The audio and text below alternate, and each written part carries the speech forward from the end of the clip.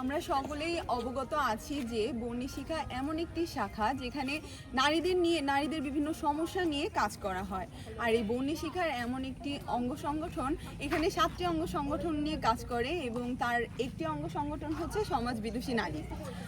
সমাজ বিদুষী নারী বলতে আমরা আসলে কি বুঝি? সমাজ বিদুষী নারী মানে যে নারীরা নিজের বুদ্ধি, জ্ঞান এবং কাজ দিয়ে সমাজটাকে পরিবর্তন করার চেষ্টা করে। সমাজটা কিভাবে উন্নতির দিকে যাবে, এখানে উন্নয়ন কিভাবে সম্ভব সেটা নিয়ে কাজ করে। এবং সচরাচর এই নারীরা আমাদের অগোচরে থাকে এবং আমরা আমাদের এই সমাজ বিদুষী নারীকে নিয়ে কাজ করার মাধ্যমে তাদেরকে অগোচর থেকে আমাদের সবার সম্মুখে আনতে চেষ্টা করব। আমরা একটি উদাহরণ বলতে পারি সমাজ বিদুষী নারী, সেটা হচ্ছে কাদম্বিনী গাঙ্গুলি, যেটা আমাদের সকলেরই চেনা। তার জীবন বা সে আমরা সবাই জানি সে একজন মহিলা ডাক্তার এবং সর্বপ্রথম মেয়ে ডাক্তার। এবং যখন কেউ যদি তাকে জিজ্ঞাসা করতো যে তুমি বড় হয়ে কি বলবা, সে এক উত্তরে বলতো আমি মাইয়া ডাক্তার হব।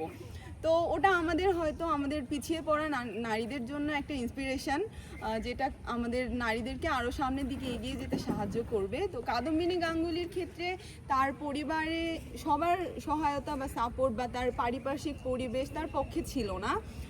তারও তার লক্ষ্যে পৌঁছানোর জন্য অনেকটা স্ট্রাগল করতে হয়েছে, কিন্তু তার মূল যে অনুপ্রেরণা ছিল তার বাবা এবং তার বিয়ের পর তার স্বামী। এবং আমরা এটাও দেখেছি যে তার সংসারে আমরা জেনেছি যে তার 8 জন সন্তান, সেগুলো নিয়েও তার লক্ষ্যে অটুট ছিল। এখন আমরা সমাজ বিদুষী নারীকে নিয়ে কাজ করার জন্য আমাদের কিছু প্রকল্প বাস্তবায়ন করা উচিত। একটা হচ্ছে শিক্ষার সুযোগ নিশ্চিত করা।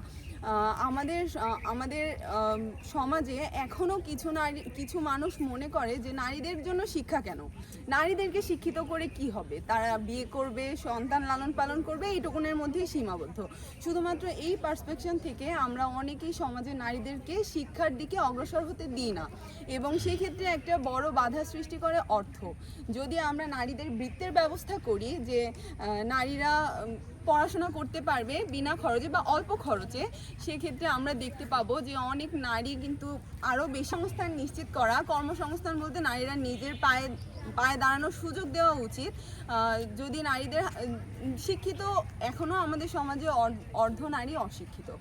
আমাদের উচিত তারা যে কাজের সাথে হ্যাবিচুয়েটেড সেই সব কাজগুলো যদি তাদেরকে করার সুযোগ দিই, যেমন এই যে হস্তশিল্প আছে, অনেক নারী যদি প্রশিক্ষণ আমরা দিতে পারি, বিভিন্ন ট্রেনিংয়ের আয়োজন করতে পারি, তাহলে অনেক নারী হস্তশিল্প, সেলাই এইসব কাজগুলোতে অগ্রসর হবে। তারপর আছে নারীদের অর্থনৈতিকভাবে স্বাবলম্বী করা। অর্থ তো আমাদের জন্য অবশ্যই দরকার। আমরা যদি নারীদেরকে অর্থনৈতিকভাবে স্বাবলম্বী করতে পারি তাহলে তারা আরও সামনের দিকে এগোবে। পুষ্টি নিশ্চিত করা। আমরা আমাদের বর্ণী শিক্ষা থেকে জানতে পেরেছি এবং এটা আমাদের জেনারেল নলেজও, সেটা হচ্ছে নারীরা পরবর্তী প্রজন্মকে জন্ম দিবে। এজন্য আমাদের উচিত নারীর স্বাস্থ্য সম্পর্কে সচেতন থাকা এবং নারীর পুষ্টি নিশ্চিত করা। প্রতিবন্ধী নারীদের বিশেষ সুবিধা। প্রতিবন্ধী নারীরা এমনি আমাদের সমাজে একটি বোঝার মতোই, এবং সেই নারী যদি প্রতিবন্ধী হয় তাহলে সে আরও বোঝা হয়ে যাবে পরিবারে। এজন্য আমাদের উচিত, এবং আমরা চাই সমাজ বিদুষী নারীদের নিয়ে কাজ করার জন্য আমরা প্রতিবন্ধী নারীদেরকে আরেকটু বেশি সুবিধা দিতে চাই, আইনের সহায়তা প্রদান। নারীরা বিভিন্ন ক্ষেত্রে হ্যারাসমেন্টের শিকার হয়, এখনও নারীরা ডিপেন্ডেন্সি ছাড়া চলতে পারে না। আমরা নারীদের জন্য এই আইন আরও বেশি স্ট্রং করতে চাই।